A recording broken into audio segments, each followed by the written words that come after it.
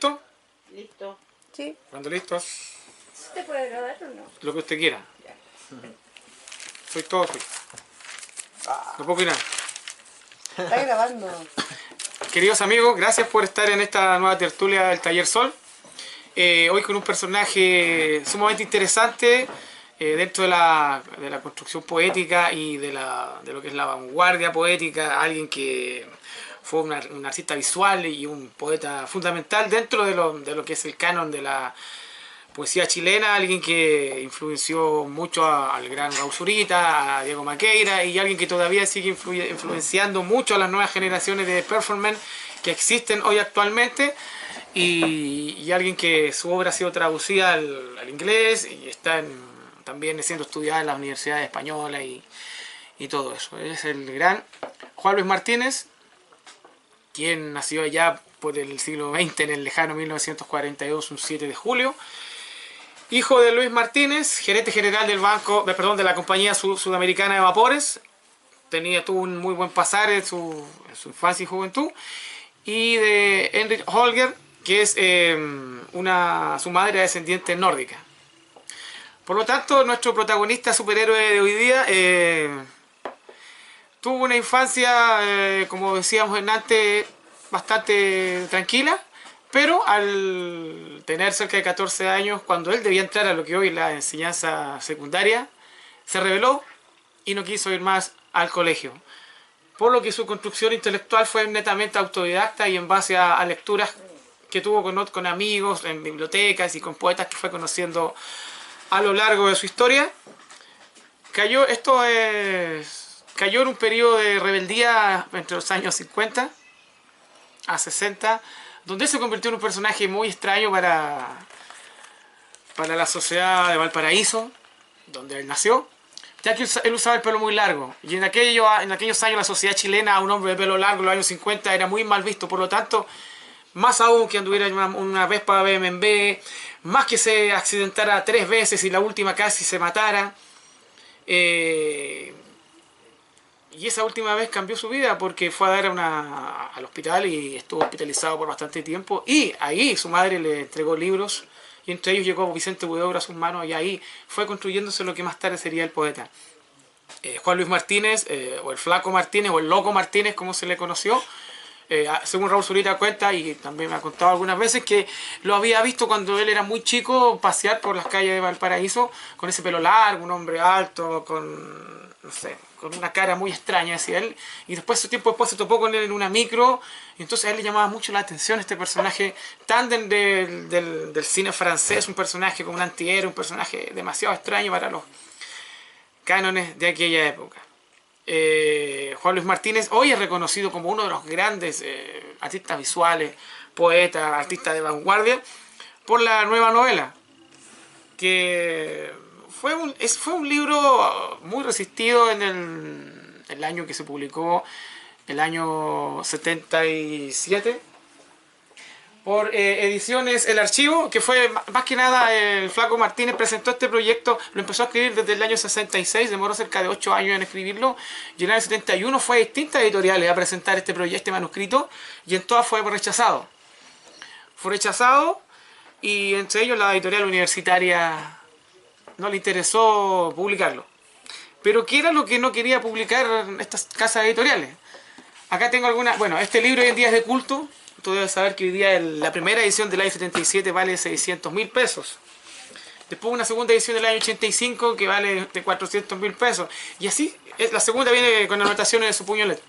Pero ¿qué era lo que había en ese libro que causaba que los editores de aquella época no quisieran publicarlo? En aquella época, la primera vez que se intentó publicar, pero Lastra y Enrique Lin escribieron en algunas crónicas en los diarios diciendo que la industria nacional ya en esa época estaba en crisis por no querer publicar un proyecto tan vanguardista. El sumario de esta novela dice lo siguiente. El capítulo 1... ¿La novela, perdón? ¿Nombre de la novela? La nueva novela. La nueva novela. Aquí tengo esto que está acá, es la portada de la nueva novela. Ah, ya, perfecto. Estas son unas casas que según... Ya. Puede ser el mismo diseño de Juan Luis Martínez, son las casas que quedaron después del maremoto. Hola, bienvenido, hola, adelante. Son las casas que quedaron después de... ¿Cómo quedó la casa después del terremoto de Valdivia? Y... ¡Hola, amigo! Adelante, tome asiento. Estamos hablando de Juan Luis Martínez. Bienvenido. Claro, no, pero para allá... Exacto, qué buena. Claro, no. Querida Soledad, se llama la nueva novela, la portada, Las casas del terremoto de Valdivia, pero no es novela. Es un libro de poesía experimental, más que nada es un libro objeto, es una instalación, son muchas cosas y no es nada a la vez. Mira el sumario. Bueno, antes de todo, este libro, según Juan Luis Martínez, tenía que llamarse Pequeña Cosmogonía Práctica. Desde el principio se iba a llamar así. Durante 8 años el manuscrito se llamó así, hasta que después quedó como la nueva novela.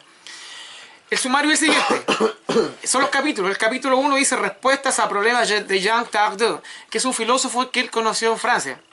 Un filósofo surrealista y que escribía cosas del absurdo. 5 problemas para Jean Tardieu. Y en el capítulo 3 vienen tareas de aritmética, o sea, vienen cálculos matemáticos dentro y con poemas construidos como problemas matemáticos. El espacio y el tiempo. El capítulo 5 está dedicado a la zoología. El capítulo 6 a la literatura. El capítulo 7 el desorden de los sentidos. Notas y referencias. Y hay un epígrafe de un libro condenado a la política. Esto está construido en base más o menos a un collage. Aquí vemos, es la página 147, dice, la nueva novela, el poeta como Superman. Está Superman siendo Karl Marx y Luisa Lane es Arthur Rimbaud. Y arriba hay una reflexión de Friedrich Engels, que dice, el patronazgo quiere destruir completamente a los que se aman. Ofrece por tanto un doble aspecto, la mejor garantía para un afecto armónico en un segundo orden. Y abajo hay una reflexión sobre el Superman del radioteatro norteamericano, no el Superman de la película. Porque Juan Luis Martínez, recordemos que es de los años 40. Acá hay un problema del sistema hemisférico, mostrando un mapa mundi de los tiempos de Cristóbal Colón. Entonces, este concepto de... No iba a tener una buena llegada con los editores de la editorial universitaria del año 1971, donde Neruda seguía reinando completamente y entonces esto era una vanguardia y una instalación.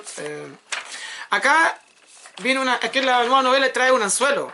La nueva novela viene con un anzuelo pegado con un scotch. Juan Luis Martínez hizo eso en relación, ya que vienen problemas. Acá dice, en latín dice Jesus Sectus, la ballena y los cristianos eran los pececillos. Acá vienen capítulos de los evangelios. Abajo dice Jesús el Salvador era Sectus el Leviatán y los cristianos eran los pececillos.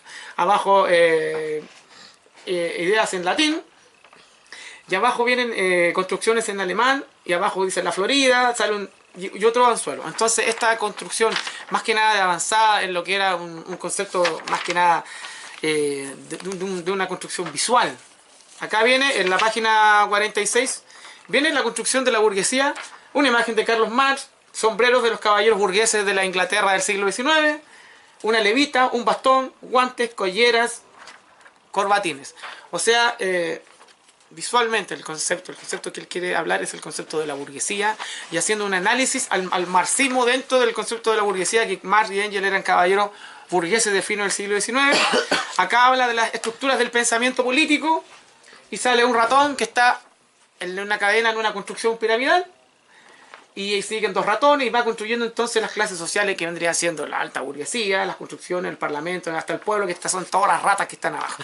O sea, una cosa de esta manera, el año 71 era muy complicado, la estructura del pensamiento político era muy complicado que pudiera ver en la luz. Por eso Juan Luis Martínez se autopublicó él mismo por editorial Ediciones El Archivo, año 71. La nueva novela, Juan Luis Martínez, tachado, abajo Juan de Dios Martínez, tachado. ¿Bajo la reflexión de qué? Bajo la reflexión, él estaba muy influenciado por Deschamps, por Salvador Dalí, por Breton, y él tenía la idea de un doble y hacer el juego de otro. De hecho, muchos años después, en el 95, creo que la UDP sacó Juan Luis Martínez, Poemas del Otro, que es de un Juan Luis... Sí, que es un Juan Luis Martínez que se escribe con S, no con Z, y es un poeta catalán. O sea, él tomó la obra de otro y se la adjudicó en una gran broma. Acá hacía lo mismo en reflexión a los trabajos que Paul Celan hablaba de que... Bueno, esto también influenció a Zurita, de que es una obra de arte total. Podemos tomar todo lo tuyo y hacer aquí una mezcolanza sin citar, porque todos estamos escribiendo supuestamente un gran libro. Acá viene un concepto bien interesante, que es en la página 126, nota 5, observaciones sobre el lenguaje de los pájaros en la literatura. Voy a leer una parte y después quiero leer una pequeña parte de un ensayo que escribió don Pedro Lastra con Enrique Lin en relación a Juan Luis Martínez, Coordenadas de viaje. Dice lo siguiente: el lenguaje de los pájaros o confabulación fonética es un lenguaje inarticulado, por el medio del cual casi todos los pájaros y algunos escritores se expresan de una manera tan irracional lo más posible, es decir, a través del silencio. La confabulación fonética no es sino otra cosa que el silencio. Los pájaros más jóvenes, también entre sí, como los escritores y los músicos, sufren hoy por hoy un exceso de libertad y están en la búsqueda del padre perdido. O sea, se ve hoy en día, esto es como una vanguardia total para esa época. Hoy ha sido tomado por muchos performers que, como lo dijimos antes, y lo han ido trabajando. Queridos, les voy a contar al menos el principio, que quién era Juan Luis Martínez. Juan Luis Martínez Olger, hijo de Luis Martínez, gerente general de la compañía sudamericana de vapores, y de Ingrid Holder, una descendiente nórdica, muy conservadora. Juan Luis Martínez a muy temprana edad no siguió yendo al colegio, no fue a lo que hoy es la educación media. Juan Luis Martínez se convirtió en una especie de rebelde en los años 50, 60, se dejó el pelo muy largo, algo que causó en la sociedad Valparaíso, y después su familia se fue por una cosa de apariencias burguesas a la ciudad Jardín, y eso hizo que Juan Luis Martínez nunca abandonara el amor y el cariño por el Valparaíso, por los bares, por el Siete Espejos, por el Yaco, por el Roland Bar. Y se convirtiera aparte de un escritor, en un personaje de sí mismo, con ese pelo largo, casacas de cuero, y un chico rebelde que andaba en una motoneta Vespa BMW, que sufrió tres accidentes, y el tercero, el más grave de todos, que casi le quita la vida. Y ahí conoce la poesía porque su madre le entregó y le regaló libros, y llegaba el libro de Vicente Huidobro, Altazor y otros textos, y ahí hubo la conexión y el nacimiento al poeta. Él fue un creador totalmente autodidacta, ¿no? Él no siguió el colegio, toda su formación fue de lecturas y autoformación y conversaciones con otros poetas, a pesar que él no frecuentó círculos literarios como otros escritores. Pero así más o menos estoy contando lo que en parte había contado antes que llegaran ustedes. Estoy contando claro, acá está. En la misma nueva novela, Tareas de Poesía, explique y comente, como en el colegio, cuál es el tema o motivo central de un poema, qué significan los lirios para el autor, por qué el autor afirma que las ovejas pastizan y el bramante, qué recursos expresivos encuentran estos versos, y así él va haciendo las construcciones que estábamos acostumbrados a ver en los libros de la educación media, en los análisis que se hacían al hablante lírico para no confundirlos con el poeta y eso. Aquí hay una construcción en base al oído. El oído es un órgano al revés, solo escucha el silencio. Si el oído no fuera un órgano al revés, es decir, un órgano hecho para escuchar el silencio, solo oiríamos el ruido ensordecedor que producen las galaxias, nebulosas, planetas y además cuerpos celestes, un desplazamiento a través de los enormes espacios interestelares. O sea, podemos a grandes rasgos decir que Juan Luis Martínez está construyendo objetos para comprender el mundo. O sea, Juan Luis Martínez está haciendo, más que ocupar el soporte del libro, está saliéndose del soporte del libro, está ocupando la visualidad, y el libro en sí es una mera excusa para escribir, porque hay cosas que perfectamente no debieran estar en el libro.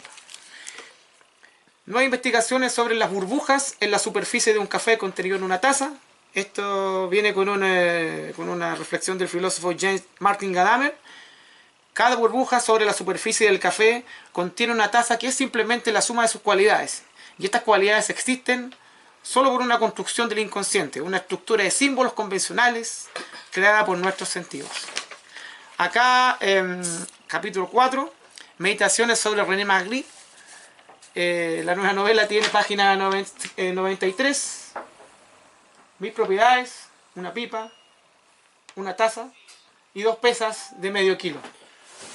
O sea, jugando netamente con la visualidad y alejándose completamente del nombre. De novela no tiene nada, y de la construcción poética que estábamos acostumbrados nosotros a escuchar. Puedo escribir los versos más tristes o lo que hayamos nosotros tenido como construcción poética, él totalmente la desarma. Eso, él crea un lenguaje nuevo. Desde su punto de vista, él provoca un sismo dentro de la literatura chilena, y es el libro, el secreto mejor guardado de la literatura chilena, como decía Enrique Lihn. Antes de continuar mostrando algunas páginas de la... Quiero leer parte del ensayo corto que escribió don Enrique Lihn para más o menos contextualizar la idea. En un lenguaje difícil de insertar dentro de la tradición poética chilena y que cuestiona los límites entre lo visual y la escritura, lo que habíamos estado conversando, Juan Luis Martínez hace una construcción de objetos para comprender el mundo. Señala que rutas se sitúan entre el lenguaje que va más allá de lo verbal. Al igual que Rodrigo Lira, Juan Luis Martínez es un manipulador del lenguaje, pero a diferencia de él, no meramente desde lo lingüístico, sino también desde la objetividad, de lo que habíamos estado conversando, hablando de estas construcciones, hablando de la construcción de la pirámide social, de la construcción de las ratas, hablando también desde el concepto semiótico de los símbolos, de levitas, bastones, gorro, fotos de Carlos Marx, hablando también desde el principio de un mapamundi de los tiempos de Magallanes, sino también desde la objetividad de un lenguaje y su materialidad. Sabemos que publicó solo 2 obras en su vida, en las cuales deconstruye el libro como objeto y sus implicaciones, lo que nosotros hemos conocido como libros de poesía y lo que nuestra sociedad de escritores todavía se sigue construyendo en un formato clásico, gente que escribe sonetos, gente que escribe muy parecido a Pablo Neruda o a Atelier o qué sé yo. Prosa, claro. Acá estamos con otra cosa totalmente diferente a lo que más o menos la estructura no sigue la linealidad de lo que el común corriente conoce como poesía, novela. O sea, esto es una experimentación total, una vanguardia. Él era un poeta de la vanguardia, era alguien muy cercano al concepto de lo visual. Al año siguiente publica La poesía chilena. No es un libro, como ustedes saben, eso no es un libro. Se puede explicar esto como una construcción de una obra desclasificada totalmente de lo que conocemos un libro. Es una caja que tiene los 4 certificados de defunción de Pablo Neruda, Pablo Roca, Gabriela Mistral y Vicente Huidobro, junto con una bolsita con tierra de cementerio y unas banderitas. Eso lo sacó por la misma editorial Ediciones Archivo, pagado por su bolsillo, claro. Y eso se perdió. O sea, los que tienen eso hoy día tienen, no sé, 400 lucas ahí, o 600 lucas los que tienen la primera edición.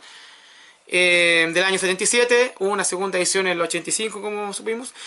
La poesía chilena fue hace más o menos unos 3 años atrás, o 4, por la UDP, una reedición. Se volvió a sacar la cajita. La cajita tiene este mismo dibujo, estas casas, la nueva novela, la poesía chilena de Juan Luis Martínez. Y viene una reconstrucción de los certificados de difusión de Neruda, de Roca, Huidobro y Mistral, más una cajita que quizás tierra de qué debe ser y las banderas. Pero es más que nada el objeto de lo que él plasmó en ese momento. Este es el segundo libro, entre comillas, libro que publicó el 78, y él no volvió a publicar nada más. Juan Luis Martínez enfermó y murió de un infarto y falleció fulminantemente el 29 de marzo de 1993, pero todavía me estoy adelantando, pero más o menos estoy contando que él no volvió a publicar nada. Las crónicas y las críticas literarias que hizo de él, Enrique Lihn y Pedro Lastra en los diarios, sirvieron para que la Fundación Los Andes lo becara. Y así pudiera ir a la Sorbona, a París, a un congreso de escritores, donde participó don Jorge Edwards, que no sé qué hacía ahí, Yamel Altit, fue Parra, bueno, y otros poetas chilenos, Zurita y otros poetas chilenos. Y pudo en ese momento concretar su sueño de poder conocer en persona a Jean Tardin, el filósofo, y entregarle su nueva novela, y él dijo que ya lo abrazó y lo besó, porque se habían emocionado. Sigo con este pequeño extracto del ensayo de Pedro Lastra y Enrique Lihn. Aquí estábamos hablando en parte de la poesía chilena, que es digamos, libro objeto o caja con los certificados de función de los 4 grandes, tierra, cementerio y las banderitas. construyó una obra que excede las posibilidades tradicionales de la clasificación de un libro. Ya lo hablamos. La nueva novela del año 77, en la que Martínez construye paradójicamente un libro objeto. Allí el lector asiste a un complejo compendio de citas reales, ficticias, porque aquí hay cosas que él inventa, hay frases, hay reflexiones de filósofos, pero hay cosas que él inventa, que va construyendo en un juego de espejos, ya que termina convirtiéndose el texto en un texto articulado, en un cuidadoso diseño que integra un elemento gráfico y objetual. O sea, vamos a ver acá que aquí hay poemas que están construidos como problemas matemáticos, también hay un montón de dibujos. ¿Sigo?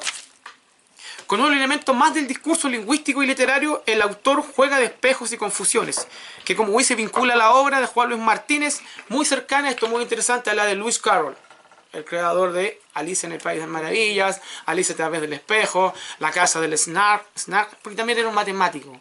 Acá entre los conceptos los críticos después hablaron de que aquí había en la nueva novela concepciones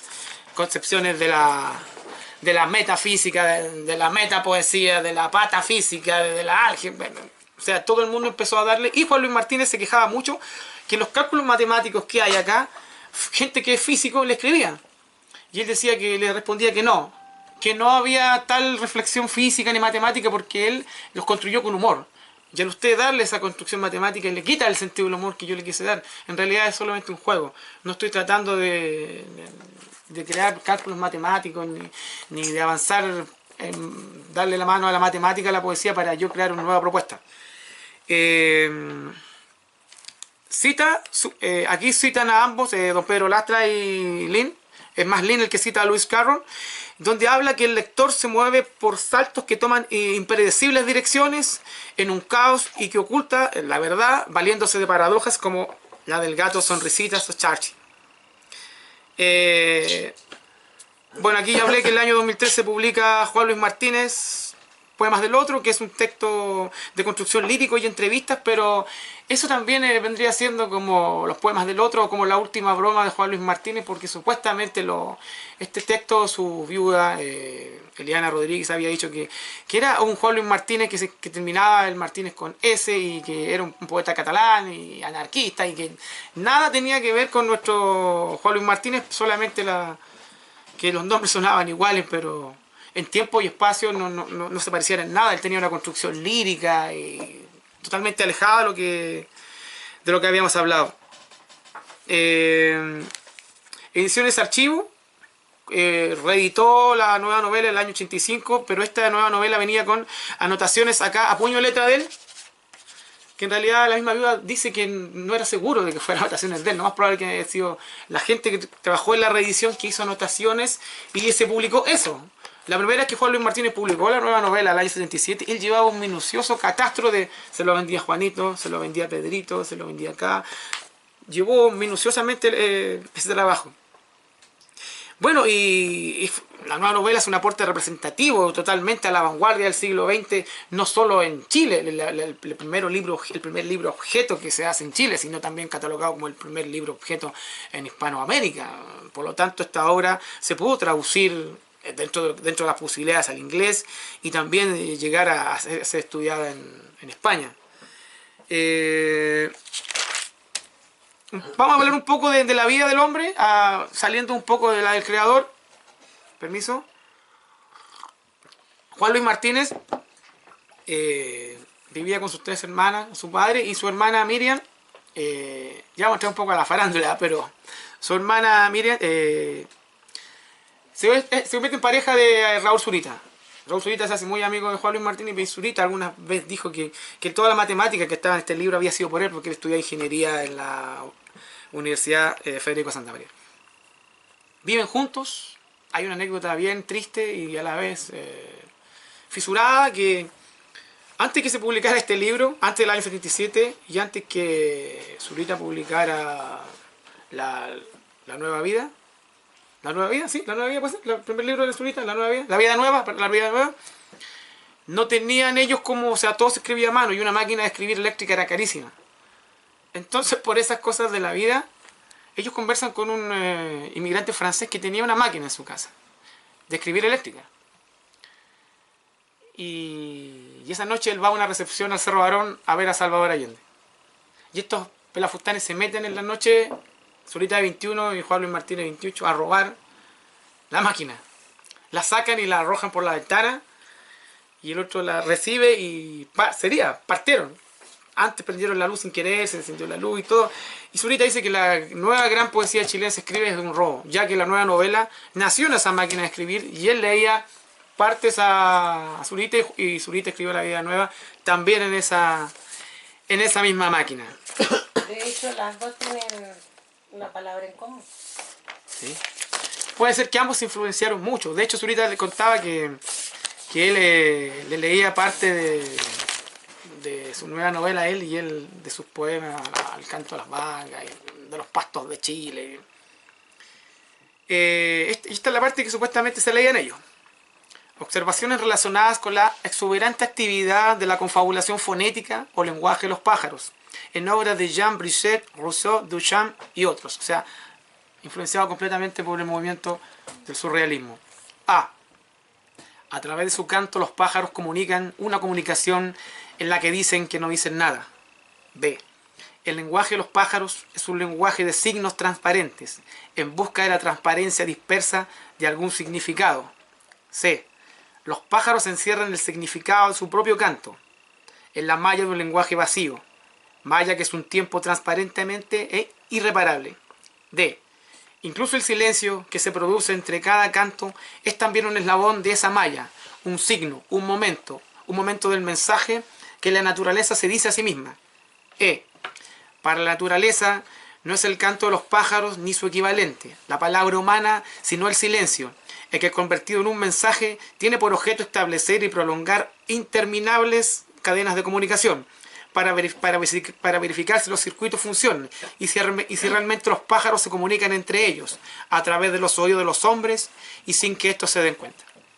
Esto lo encuentro maravilloso. Raúl Zurita contaba que esto se lo leyó esa noche y él le leyó los pastos. Y bueno, ya la obra de Zurita ya la conocemos. Acá viene otro trabajo que es la desaparición de una familia. Esto vendría siendo una... Estaba leyendo yo acá la desaparición. Sí, esto es totalmente distinto a lo que ya hemos visto, a la desaparición de los pájaros, a los trabajos de lingüística, a los trabajos de visualización, a los trabajos que algunas veces no tienen una clasificación clara, sino que están más relacionados con lo absurdo de Jean Tardeau. Y como este libro se llama Pequeña cosmogonía práctica, hasta que no sé por qué motivo terminó la nueva novela. Una parte solamente, lo pueden buscar ustedes en en YouTube está a viva voz del autor, en propia voz del autor, que suena mejor que la mía, y es mejor siempre escuchar la voz del autor. Pero esto es para motivar la desaparición de una familia. Antes que su hija de 5 años se extraviara entre el comedor y la cocina, él le había advertido: esta casa no es grande ni pequeña, pero al menor descuido se borrarán las señales de ruta. Y en este fin de vida habrás perdido toda esperanza. 2. Antes que su hijo de 10 años se extraviara entre la sala del baño y el cuarto de los juguetes, él había advertido: esta casa en la que vives no es ancha ni delgada, solo delgada como un camello, y ancha tal vez como la aurora, pero al menor descuido olvidarás las señales de ruta. Y en el fin de esta vida, al fin habrás perdido toda esperanza. O sea, te das cuenta que hay un desconcierto. Yo no sé, una calificación mía, hay algo de Casa Tomada, de Cortázar, que tú desapareces entre el comedor y la cocina, no sé. Pero son interpretaciones que cada uno le da. Y de hecho todavía hay muchas interpretaciones que se le dan a esta obra que tiene no hay límites definidos entre la plástica y la literatura. Todos sabemos que hemos estado viendo acá, hemos estado mostrando que hay cosas relacionadas con dibujos, hay cosas relacionadas con hologramas de las ratas que tendrían más sentido con construcciones más que nada políticas. Hay otros dibujos que quiero mostrar también. Esto es la desaparición de una familia.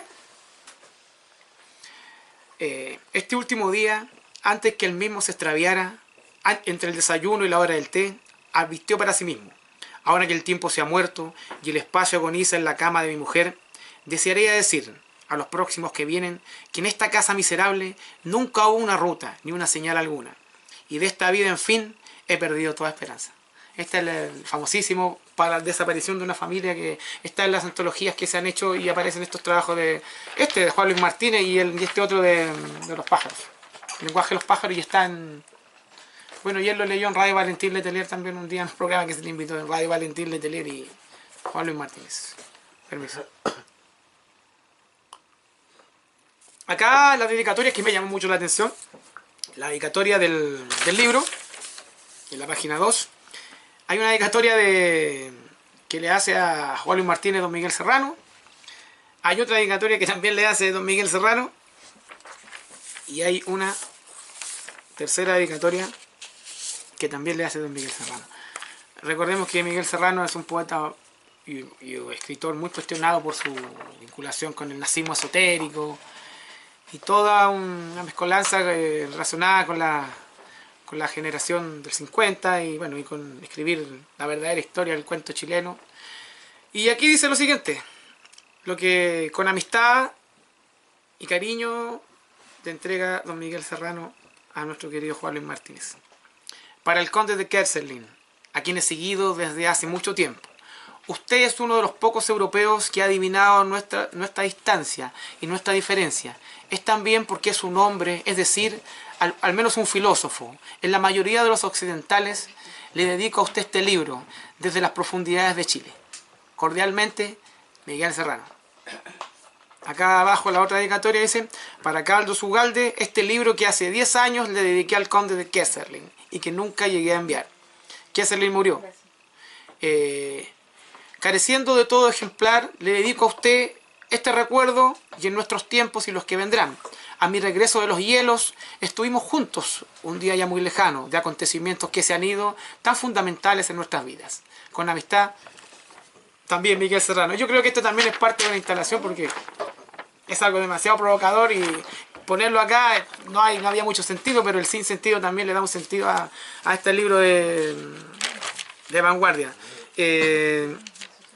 Hay una nota de prensa que busqué en la Biblioteca Nacional que se llama Señales de Ruta, a Juan Luis Martínez. Es un artículo escrito en el año 85 por Enrique Lin, en el que habla de por qué la Fundación Andes lo becó a él y a Nuevos Poetas para ir a la Sorbona, a la Universidad de París, y ahí poder nuestro querido Juan Luis Martínez mostrar el concepto de la nueva novela como unas técnicas de collage o viñetas. Viñetas se llaman lo que se entiende el cómic hoy en día, con esos globos.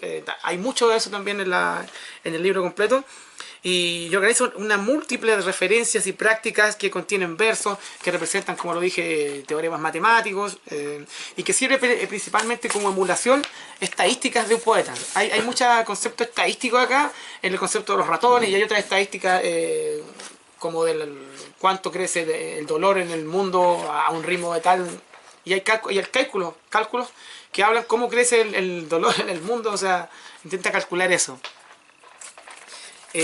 Ya hablamos que hay conceptos aritméticos, geográficos, la patafísica, de la literatura, del lenguaje, del humor y la poesía, que él trata de mezclar acá porque hace referencias al gato Churchill. ¿Viste la referencia que don Pedro Lastra hace en relación a Lewis Carroll? Sobre todo en La Casa del Snark, pero acá sobre todo en el principio analiza a través en El País de las Maravillas, que dice lo siguiente: Alicia llega al extraño mundo y está el gato sobre el árbol. Hay dos caminos. Ella le pregunta al gato, ¿qué camino debo tomar? El gato le pregunta, ¿a dónde quieres ir? No lo sé. Entonces, cualquier camino da igual. En la sonrisa del gato Churchill, sonrisas, se muestra indisolublemente estar unidos, la expresión abriéndose de modos que se limitan expresivamente, la ambigüedad, su sonrisa, el anhelo de superar el encadenamiento del ciclo vital y la muerte, su voluntad de sonreír ante una consecuencia, el descubrimiento y su verdadera y trágica realidad.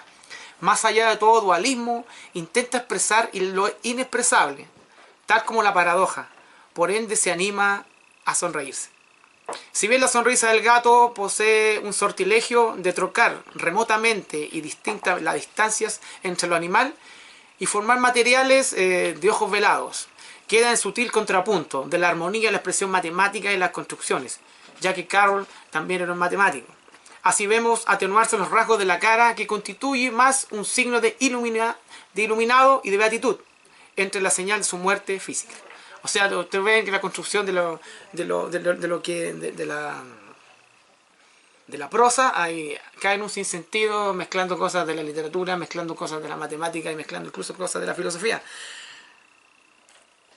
Carmen Berenguer contaba mucho que ella lo visitaba mucho a él y, como le decían, el Loco Martínez, porque un periodo rebelde, casi se mató varias veces, era campeón del rock and roll. Entonces, él contaba que cuando vino el filósofo Félix Guattari a Chile, él se reunió con Félix Guattari.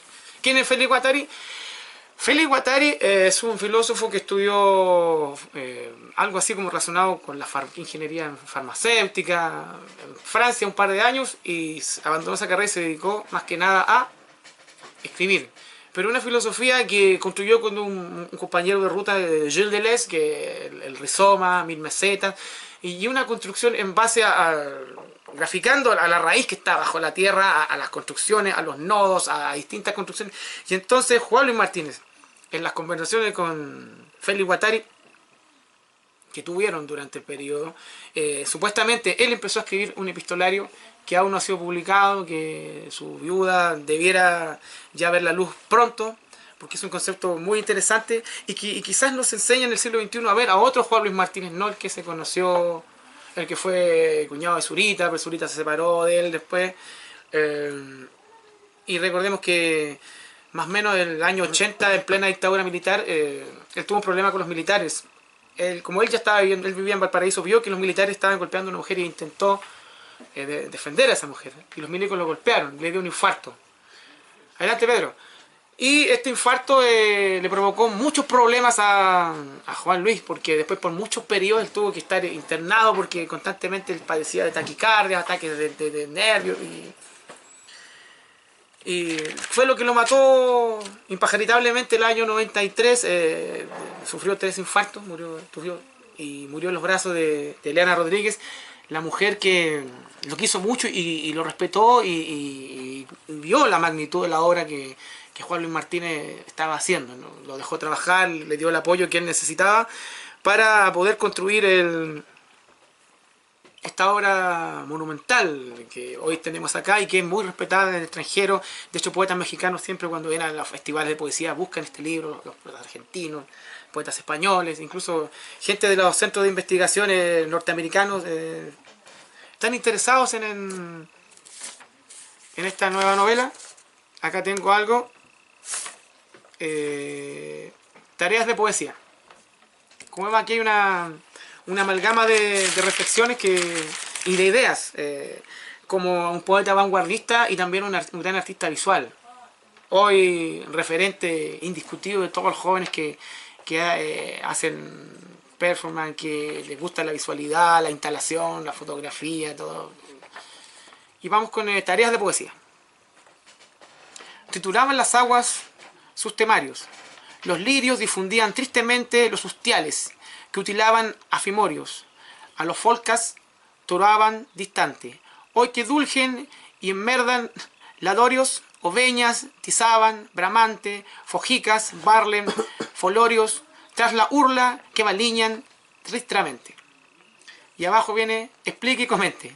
¿Cuál es el tema y motivo central de este poema? O sea, jugando a lo que lo que enseñaban en el colegio, el sistema que los profesores tenían, hable delante lírico, cuál es el motivo, qué significan los luriales para el autor, por qué el autor afirma que los oveñas empatizan el brahman. O sea, también se burla un poco del sistema pedagógico y cómo hasta hoy en día se ha tratado de enseñar poesía en los colegios, recitando de memoria como loro, sin entender bien ni el contexto, ni la época, ni la atmósfera, porque todos los creadores somos hijos de nuestra época. Kafka fue hijo de una Alemania, de una república, de un imperio austrohúngaro, un país como la Unión Soviética que desapareció por la Primera Guerra, y él era hijo de alguien, de un banquero que lo torturaba mucho. Por lo tanto, su obra estaba marcada también por eso. Juan Luis Martínez también es en un periodo de una rebelión a un padre que era alguien todopoderoso, un gerente general de la compañía sudamericana, una madre de origen nórdico, donde el luteranismo también Entonces lo que viene es la rebelión y el autoeducarse y construir un concepto de un autista completamente autodidacta. Querido Rodrigo, Pedro, querido amigo Ezequiel, quien quiera hablar sobre Juan Luis Martínez lo que quiera, hacer una crítica de todo tipo, está abierto. ¿Quién lo conocía? ¿Quién no lo conocía? ¿Le gusta? ¿No le gusta? ¿Sabían algo de Es la primera él? vez que escucho de él. ¿Primera vez? Sí, me encanta cómo juega con lo visual y con lo escrito al mismo tiempo. También percibo que tiene un buen gusto por la sátira. El ironizar una situación. También se puede dar el espacio de la crítica, pero con humor. Y Lógico. con respeto también. No sé, y solamente le basta una imagen para retratar un contexto completo. Como la pirámide de las ratas. O esta, Superman, Sí. que es Karl Marx, Superman, y Luis Alén es Arthur Rimbaud. Y abajo una reflexión que él habla del Superman del radioteatro. Claro. Superman se hizo extraordinariamente popular gracias a su doble, Clark Kent. Y quizás una triple identidad. Descendiente de un planeta desaparecido a raíz de una catástrofe y dotado de poderes prodigiosos. Llega a la Tierra. Y su aparición causa sensacionalismo. Luego de un fotógrafo, Clark Kent, y sus múltiples aventuras y sus máscaras, como un joven poeta chileno, que renunció a toda su propiedad de hombre para convertirse tal vez en un tímido y agresivo, borroso y atormentado anónimo. ¿Viste? O sea, y con figuras icónicas. O sea, en el año 71 intentar sacar un libro con la imagen de Carlos Marx, ya para la Junta Militar era ser arrestado y ser condenado por más. Y los milicos leer esto, que quizás lo decodificaran de otra forma, era... Como decían, es decir, que el marxismo se te estaba vendiendo como un salvador, pero no. Claro, podía ser lenguaje disfrazado porque aparte Sí. que existía todo este comité de crítica y que analizaba todo, leía todos los libros y leía, pero quizás no entenderían nada y quizás solo bastaba con eso para que este libro no, Claro. no viera nada. Onda, que Y aparte, quemaran la caperucita roja solo por decir rojo, Claro. ya es. Uy. y aparte que salen alusiones y dibujos y collage sobre Rimbaud en distintos lugares, sobre también esto no se podría entender bien, o pájaros Claro. también quizás. Y Ah, quizás de esto libertad. podían los milicos decodificarlo como mensaje rebelde, esto sin sentido, o tanto cálculo matemático que tampoco tiene mucho... Claro. Que a lo mejor tiene un mensaje oculto y se están pasando información Claro. para hacer un acto terrorista. Uy. Claro. Pero no era el 71. 77. Tú dijiste. ¿Perdón? 71 dijiste. ¿Murió? No, no era. hablaste de Lo 71. publicó en el año 71. Él intentó publicarlo y no ninguna editorial lo quiso. El 77 vio la luz esto. Pero él había empezado a escribirlo en el 68. Pero fue a varias editoriales, entre ellas la universitaria, y todos vieron estos manuscritos y todos dijeron no. Incluso algunos le hicieron esperar 8 meses para decirle no. Al final, ediciones, el archivo fue lo que... Pero con dinero de él. Él pagó esta edición, así como el concepto de la caja de la poesía chilena también fue pagada por él. Ese libro no está en este momento, ¿no es cierto? Este libro está en la UDP, sacó este libro y vale 70.000 pesos. La primera edición vale 600.000, la segunda vale 400.000, o sea, la del 77, la del 85, Yo estuve leyendo ¿Sí? El cisne troquelado de la nueva novela, sí, sí. del encuentro y realmente tiene un lenguaje que por más que lo leí cuesta... Te costó comunicarte con él, Claro, conectarte, sí. porque realmente tiene un lenguaje incógnito y que se puede... Tú lo podés tomar desde el punto de lado, aquí Que lo tú podemos quieras. leer todo y cada cual le va a dar un sentido, porque realmente se repiten las palabras, se repiten, usa mucho la palabra signo, Sí. usa mucho la palabra blanco, y es súper difícil. Yo me maté leyéndolo. Lo que pasa es que son libros que no puede, que la gente intenta interpretarlo y son solamente libros que hay que, poemas que hay que No, es que ni siquiera es un poema. O lo que tú seas, esta gente hay que sentirlo por la interpretación que uno quiere. Es un laberinto de citas en el fondo. Sí, en el fondo. incluso aquí él te llama a descifrar esto. Dice nombrar, signar, cifrar, el designio inmaculado, su blancura impoluta, su blanco secreto, su reverso blanco, la página asignada con el número de nadie, el número o el nombre de cualquiera, la anónima, no nombrada, el proyecto imposible, la compaginación de la blancura, la lectura de unos signos diseminados en páginas dispersas, la página en blanco, la escritura anónima y plural, el demonio de la analogía, su dominio, la lectura es un signo entre unos cisnes o a la inversa. ¿Alguien le puede dar una interpretación a esto? No tienes que creer que no se puede, son tipos de que no se puede interpretar. En todo caso, mira, a mí me encantó. Para mí es de esos poetas que para mí yo siempre lo he escuchado. Y al igual que a mí, que la colega aquí, más de alguna vez lo intenté leer. Y de entender. Pero justamente contigo los poemas que tú leíste, sobre todo uno que tú también se nota que te llegó porque lo interpretaste, el que asociaste con Casa Tomada, Claro, sí. me pareció un poema genialísimo. Traté de traer lo que más pudiera tener llegada, Me claro. pareció un poema genialísimo porque imagínate, parte de la figura de una persona se pierde desde el comedor a la casa. Me pareció A mí también, genial. claro.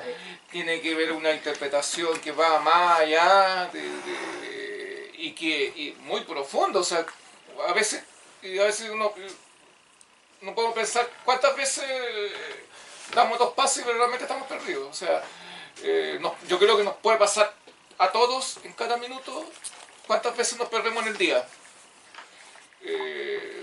Entonces hay una metáfora, tú lo asociaste con un gran texto de Cortázar, pero yo lo voy más allá, yo digo, yo lo aplico al ser humano. Claro. En cuántas situaciones aparentemente absurdas, eso es lo que tiene de repente el absurdo, que el absurdo puede llegar, una situación absurda puede ser más real que cualquier situación real. En ese caso, por ejemplo, ese absurdo que juega te abre una realidad que es como que estaba vedada. Lo mismo que Cortázar con estos juegos. De momento cuando se juega, incluso a mí me inspiró, esa situación me inspiró una situación, asociar dos cosas, una noticia que yo leí sobre Petorca, que yo tengo, me llega el celular, me llega, por ejemplo, dicen que son noticias rusas, cosas rusas, que están siempre contra el americano, y sale una noticia rusa sobre Chile, y habla de Petorca, la ciudad en que la gente paga no tiene agua y paga por ello. Y habla, ¿Es verdad? ¿Ah? ¿Es verdad? Claro, pero por supuesto. Y cuenta la situación de Petorca. Y pasa, y una noticia mundial de cómo, y un señor dijo, y aquí se preocupan más del agua de las paltas que el agua de la gente. Y las paltas, yo lo asocié, y a pesar que en el refrigerador hay unas paltas que se están secando. Se están secando. Mientras por esas paltas que en mi refrigerador se está secando porque nadie se lo está comiendo, por culpa de esa palta, en Petorca la gente está quedando sin agua. Entonces, de repente, asociaciones así tan disímiles me da para escribir un texto. ¿Te fijas? Entonces, así está en la realidad misma. La realidad está lleno de absurdo que de repente que el genio, como en este caso el poeta, logra unir y logra remecernos. Claro. Eso es lo fantástico que tiene el arte. Gracias por descubrirlo, porque yo de repente a veces escuchando el texto, dándole la sonoridad necesaria, uno puede entender más que de repente leyendo textos que tienen códigos distintos y cuesta descifrar los códigos, pero de que existen. Ahí cuando está asociando la página en blanco, Sí. lo anónimo, la nada misma, o sea, está haciendo sinónimos de una misma, de un bajo perfil, algo que no está en la página De en algo blanco. que no existe. Claro, entonces ahí le hace un juego de diferentes sinónimos de lo mismo. O sea, de Claro. que la página en blanco, lo anónimo, ¿qué más era? Lo desconocido. Claro, entonces lo que no se ve. Por ejemplo, aquí encontré algo más de él porque estuve haciendo tarea hoy día, Lógico. obvio. Qué bien. Dice, el poeta de la quinta región envió a la época 2 poemas inéditos con la siguiente solicitud: publicarlos antes del plebiscito. Voy a leer 2 estrofas nomás porque realmente esto ya es más como lo que uno piensa que la conformación de un poema. Dice: mañana se levanta. De este reparto de la ausencia, donde nos conduce todo dolor, nos queda la fuerza de ser únicamente. Por los días que hemos estrujado y lanzado sobre la cesta del tiempo, por las horas de silencio abortado que llevaba en él nuestra quietud, por las noches cedidas a la escritura, noches de duelo, crespones de sueño, únicamente ser. Bueno, es más largo, pero esto es totalmente distinto, estos 2 poemas, el otro, ¿Quién soy yo?, es totalmente distinto a lo que habíamos estado escuchando y leyendo antes. Claro. Yo creo que estos son los 2 únicos poemas que él tiene así. Yo creo que él quería causar la crisis entre el soporte de lo que se conocíamos nosotros como libro y borrar el límite que conocemos también entre las artes plásticas, lo visual y la literatura. Por eso es algo tan avanzado para esa época, donde los críticos de la época o los editores de la época no entendieron, pero hay una revista que se llama Manuscritos. No sé si tú recuerdas, una revista que sacó el Centro de Estudio Humanístico de la Chile, que la dirigía Cristiano Neus. Era una revista que se sacó solamente un número, y ahí escribió Zurita antes de publicar, Fontaine Talavera, Enrique Lin, Parra, Jodorowsky, o sea, mucha gente importante. Y se habló de la nueva novela Erey, pero esa revista, Manuscrito, se habló una sola vez. Y hoy esa revista vale como 250.000 pesos, una cosa así. Es la única revista que se sacó en el Centro de Estudio Humanístico. Y ahí se hace un análisis a lo que podría ser esta experimentación y a la idea de nuestro Juan Luis Martínez de poner en crisis el concepto del libro como soporte y como este formato. Que él decía que esto es un formato. Y estos son huellas que están en trance de desplazamiento. Por lo tanto, si las sacamos de acá y las ponemos en otro formato, la poesía puede funcionar por otros canales sin necesidad de que las leamos como la leyó don Oscar Castro, Pablo Neruda o todos los viejos maravillosos que lo precedieron. Por algo y también en no dejar claro aquí en este libro dónde está el arte plástica, dónde está la literatura, dónde está el concepto del lenguaje y por qué hay analogías a lo pop, a lo neopop del momento, que es Superman, que no va a ser algo más pop que Superman, conocido, y Arthur Rimbaud y Carlos Marx, y hacer un collage como lo que había hecho el Quebrantahuesos. Sí, es Rimbaud. Oh. Y poner acá el sismo, yo creo que el lenguaje, que esto es el sismo, las casas del terremoto de Valdivia después del tsunami, queriendo decir, yo estoy provocando un sismo. Y tacho mi nombre y me pongo ante Juan Luis Martínez, pongo Juan de Dios Martínez, porque para los surrealistas como Paul Celan, tu nombre lo puedes cambiar y darlo vuelta, y me puedo llamar Pablo Neruda, porque ese es mi seudónimo, pero yo me llamo Juan Pérez. Más o menos esa es la construcción, y ideas tan raras como un anzuelo, 2 anzuelos, que él mismo los pegaba, porque la Carmen contaba que a la nueva novela de ella, él ahí le puso el anzuelo ahí, entonces. Y cosas en latín y todo. Jaime Lee, ¿algo que decir? Bueno, que la poesía clásica, como lo que leía Santa Teresa de Jesús, Claro. Ella decía que mientras rezaba un rezo, se iba como 800 y tantas veces del rezo. Y eso lo está diciendo a nosotros, que todo lo que nosotros encontramos que es tan cuadradito, tan perfecto, perfectivo, no es así. A veces la realidad cambia, como también Joyce decía, que mientras caminaba iba pensando miles de cosas y esas cosas se iban sumando. Claro. Los dadaístas, después de la guerra,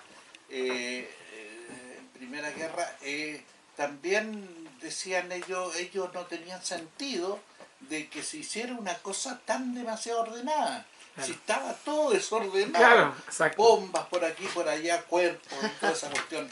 Y entonces ellos hablaban así de esa forma tan incoherente. Pero, ojo, este poeta no está haciendo ironía, está haciendo una realidad de desarme y adelantándose a su tiempo. Claro. Recordemos que ahora está la escritura a través del aire. Ahora ya no se emplea el papel Claro. y se está adelantando a esos collages. Claro. Incluso hubieron en la plástica que tú decías, unos artistas que empezaron a hacer cosas así. Po.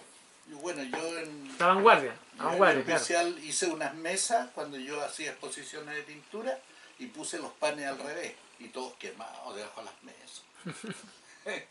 Bueno, ese es un aporte de lo Gracias. que puedo decir. ¿Ivonne? Gran escritor.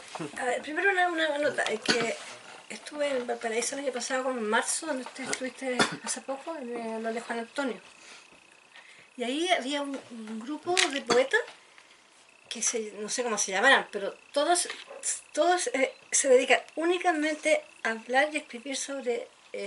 Pablo Martínez. Sí. Yo vine totalmente ignorante del nombre que te tocaba y ahora cuando te vi, Juan Luis Martínez, claro, yo quería saber. No, mira, una conexión. Porque en esa oportunidad yo lo escuché un poquitito, ¿no? Está muy de moda hoy. A Pero, los jóvenes les gusta pero mucho. hay un movimiento fuerte en Valparaíso. Sí, ¿no? Y los estudiantes de arte en la Católica también que hacen performance y todo, todos están inspirados en él. Ya. Y ahora lo otro, no me está cortada, no te escuché la palabra barroco o neobarroco. No era barroco, era... No te escuché. No, lo que... a ver, la palabra que utilicé yo es que las interpretaciones que los críticos empezaban a darle, entre ellos Valente y la gente que escribía en la revista de manuscrito, era que él mezclaba la metafísica, la patafísica, la metapoética, los signos, los lenguajes. Entonces trataban de darle un sentido al sinsentido de que él... No, pero el barroco no esa palabra, no. Y aparte que él no dejaba bien claro el límite entre la obra visual, plástica y lo que conocemos como literatura, y aparte que habían reflexiones filosóficas de avanzada para aquella época de filósofos franceses que estaban escribiendo sobre lo absurdo y reflexiones sobre artistas surrealistas. Y aparte que él hablaba de que el libro, que conocemos el libro, no necesariamente lo necesitamos, porque para él el soporte del libro puede ser cualquier cosa, el cuerpo, y quizás si hubiera seguido él con vida, quizás que hubiera hecho, más probable que hubiera utilizado como soporte el cuerpo y no sé. Porque también decodificaba a las matemáticas, escribía en latín, hay cosas que están escritas en latín, hay cosas de la Biblia. Jesús el Salvador era Sectus, el Leviatán, o sea, era la ballena, el Leviatán, y los cristianos eran los pececillos. Y acá viene una frase en francés: el sublime pescador es el Cristo de la mano rota, a cuyo asunto aún no asistimos.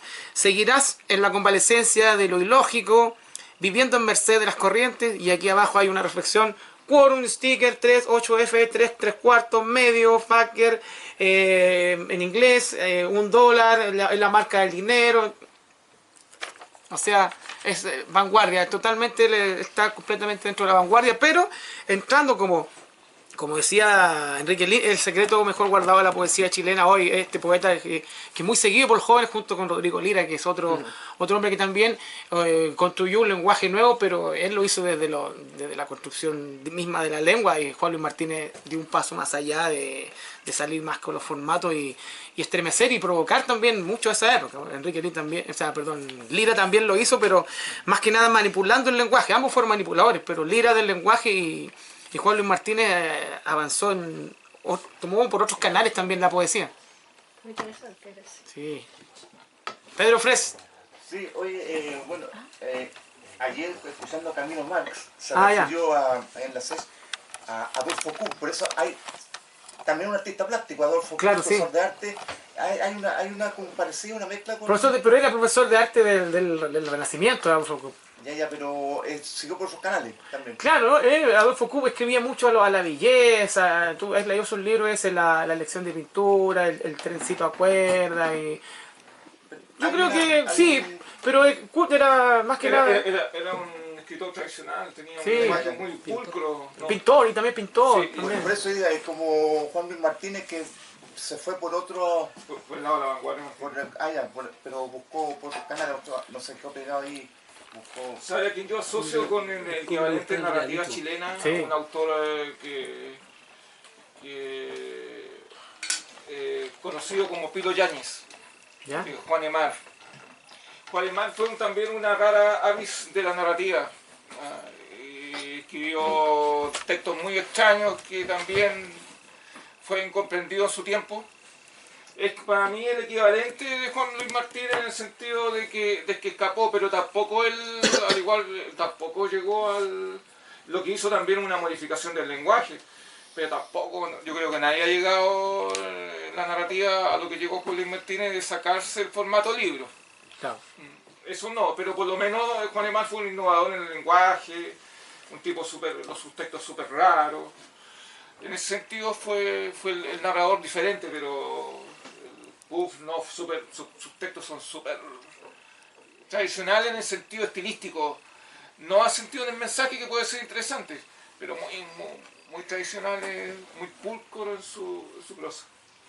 Sí, y los que, bueno, en YouTube está hay estos poemas que hablamos del pajarístico, que los pájaros cantan en pajarístico, pero se entiende en castellano, la desaparición de familia, están completo en la propia voz de él, así que lo pueden buscar y escuchar cómo él declamaba. Hay documentales que hace su hija Alita, bueno, él le puso Alita a su hija por una personaje de un libro de Paul Eluard. Se puede ver desde esa perspectiva y los invito a conocer a este nuevo amigo, a los que ya lo conocían, que se hagan un poco más amigos de él y los que no que lo empiecen a conocer. Ahora, gracias por venir. Vamos a hacer un pequeño break para que quiera fumar algo y conversar. Y después podemos hacer un pequeño conversatorio o declamar algún poema, el que quiera, y maravilloso. Gracias. Gracias.